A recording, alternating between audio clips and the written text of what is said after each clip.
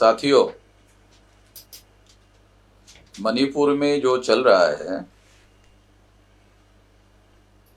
वो दरिंदगी की इंतहा है। कोई भी व्यक्ति जो इस सभ्य समाज में रहना चाहता है बिल्कुल भी इस बात को बर्दाश्त नहीं कर सकता और किसी को भी ये बात बर्दाश्त नहीं करनी चाहिए। टीवी पर वहां के मुख्यमंत्री ने यह बयान दिया। एक पत्रकार जब उनको पूछ रहे थे तो बोल रहे थे कि ऐसी तो सैकड़ों घटनाएं मणिपुर में हो रही और यानी मुख्यमंत्री को निर्लज्जता की हद हो गई। मुख्यमंत्री एक संवैधानिक पद पर बैठा हुआ व्यक्ति है, वो कानून और संविधान की शपथ लेकर मुख्यमंत्री बनता है और उसकी जिम्मेदारी होती है उसके सरकार के यंत्रणा में काम करने वाले पुलिस वालों ने आदिवासी महिलाओं का ये कहना है जिनको निर्वस्त्र घुमाया गया, जिन पर अन्याय और अत्याचार किया गया, उनका बयान है कि ये सरकार के लोगों ने और पुलिस वालों ने उनको हिंसा करने वालों को हैंडओवर किया। ये तो हैरान करने वाली बात है। और अगर ऐसा है तो अगर मुख्यमंत्री को बर्खास्त कर दिया जाए और उनको हिंसक भीड़ के पास उसको हैंडओवर कर दिया जाए तो क्या वहां के मुख्यमंत्री ऐसा अनुभव लेना चाहेंगे? ऐसा अनुभव करना चाहेंगे? तभी उनको एहसास होगा, रियलाइजेशन होगा। हद हो गई, हैरान करने वाली बात है। इस तरह का बयान की सैकड़ों घटनाएं मणिपुर में हो रही है, सैकड़ों घटनाएं मणिपुर में हो रही है। वहां इंटरनेट पर पाबंदी लगाई हुई है। दुनिया वालों को सैकड़ों घटनाएं हो रही है, मुख्यमंत्री कह रहे हैं, और वो घटनाएं सारे दुनिया वालों को मालूम ना हो इसकी खबरदारी सेंट्रल गवर्नमेंट ले रही है, क्योंकि सेंट्रल गवर्नमेंट के पास इंटरनेट के पावर है। इंटरनेट सेंट्रल गवर्नमेंट बंद कर रही है। यानी सेंट्रल गवर्नमेंट को मालूम है, हमारे पास जो सूचनाएं उपलब्ध है उसके अनुसार सेंट्रल गवर्नमेंट को भी मालूम है, जानकारी है सेंट्रल गवर्नमेंट के पास में। मगर सेंट्रल गवर्नमेंट ने किसी प्रकार के कार्रवाई का आदेश राज्य सरकार को दिया, ऐसा कोई सबूत उपलब्ध नहीं है। इसलिए सेंट्रल गवर्नमेंट के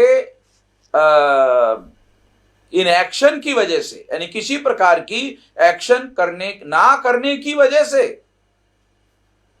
ये सारा मामला इतना गंभीर हुआ है, ऐसे कहा जा सकता है। इसलिए मैं ऐसा मानता हूं कि जिस तरह की व्यवस्था, जिस तरह का हंगामा और जिस तरह की घटना घटित हुई, उससे वहां की कानून और व्यवस्था की स्थिति पूर्णतः फेल हो गई है। गवर्नर का खुद बयान है, गवर्नर ने जो बयान दिया उससे उस पर भी मैं बहुत हैरान हूं। गवर्नर को उस सरकार को बर्खास्त करने के लिए सेंट्रल गवर्नमेंट को रिपोर्ट भेजना चाहिए। गवर्नर ने यह काम किया ऐसी कोई खबर नहीं है। और अगर मान लो गवर्नर ने इस तरह का रिपोर्ट भेजा सेंट्रल गवर्नमेंट को, तो सेंट्रल गवर्नमेंट उस सरकार को बर्खास्त क्यों नहीं कर रही है? सेंट्रल गवर्नमेंट वहां पर आदिवासियों में और मैतेई समुदायों में झगड़ा लगाने के राजनीतिक मकसद के काम में लगी हुई है। नॉर्थ ईस्ट रीजन में भारतीय जनता पार्टी को फैलाने के लिए इस तरह की नीच घटनाओं का इस्तेमाल करने के लिए वो कोशिश कर रही हैं। इन घटनाओं से तो यही प्रूव हो रहा है। इस तरह की नीचता का प्रदर्शन सेंट्रल गवर्नमेंट भी कर रही है। ये नाकाबिले बर्दाश्त है, इसको बिल्कुल भी बर्दाश्त नहीं किया जा सकता। इसलिए हमने पहले ही भारत सरकार ने जो कॉमन सिविल कोड का मुद्दा उठाया था, जिसकी वजह से आदिवासियों के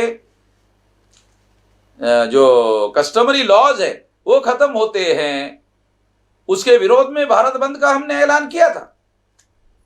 तो उसका तीसरा चरण 27 जुलाई को है, और 27 जुलाई को जब है तो 27 जुलाई को मैं सारे देश भर के कार्यकर्ताओं को आदेश निर्देश देता हूं कि वो प्रदर्शन रैलियों में इस मुद्दे को शामिल करे।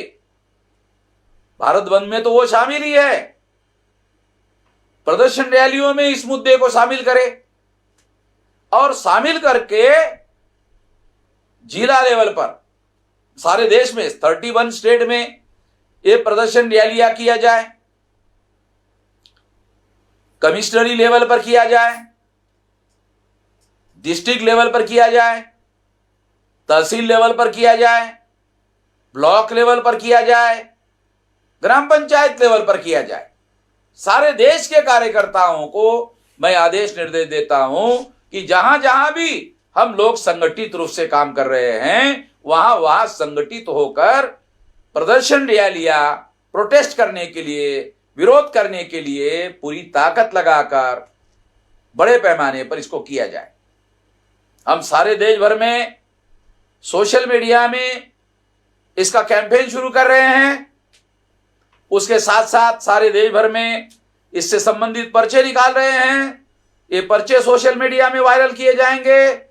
इसके अलावा वॉल पोस्टरिंग सारे देश भर में किया जाएगा। इसके अलावा सारे देश भर में वॉल पेंटिंग किया जाएगा। सारे देश भर के लोगों को इसके लिए पब्लिसिटी करने के लिए भी आदेश और निर्देश दिया जाता है, और पूरी ताकत लगाकर ऐसे किया जाए। मैं ऐसे मानता हूं ज्यादा से ज्यादा लोगों तक ये आवाज पहुंचे, इसलिए पब्लिसिटी पर भी विशेष ध्यान देना होगा, क्योंकि ज्यादा लोगों तक आवाज पहुंचे, ज्यादा लोग प्रोटेस्ट में शामिल हो।